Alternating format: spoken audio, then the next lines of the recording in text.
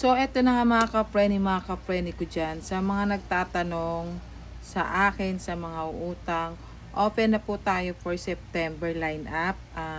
E-loan lang to mga kapreni ha.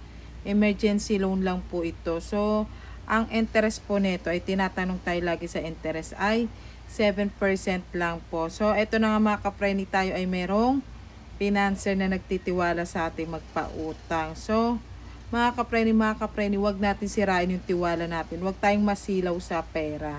Maliit na halaga lang yung inuutang nyo. Kaya, please lang, yung pera kaya pang kitain yan, pero yung tiwala, hindi na kayang ibalik yan. Katulad ko, napaka-ordinaryong tao ko lang, pero may nagtitiwala sa akin. Kaya please lang, wag nyo sirain. 7% po ang interest natin.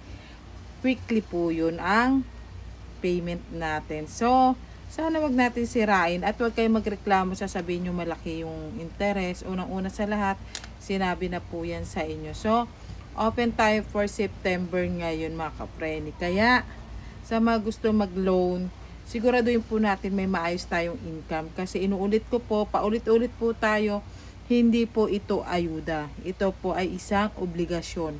Katulad ko, ako'y pinagkatiwalaan, kaya kailangan ko talagang i-build yung tiwala ko rin sa inyo. So mga kapreni, dapat din talaga pagbutihan nyo ang pag-utang. Kasi napakababa na ng bigay ko, 7% lang po ako. Kumpara sa iba, ang dami nagchat sa akin na nagsabi, ang baba ko daw, ganito, ganyan. Minsan kasi ang ginagawa na iba, tinataasan. Kasi nga, ayun nga, tinatakbuhan.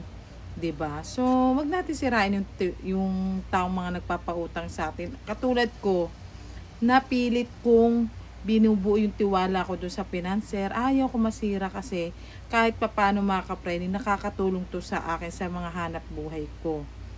Tandaan nyo na pera, kayang kitain yan, pero yung tiwala, hindi na yun kayang ibalik. Kaya, ikaw, kung alam mong maayos kang magbayad, pwede kang umutang sa akin. Pakitaan mo ako ng totoong may income ka, kasi hindi po ito ayuda. Obligasyon po ito. Okay?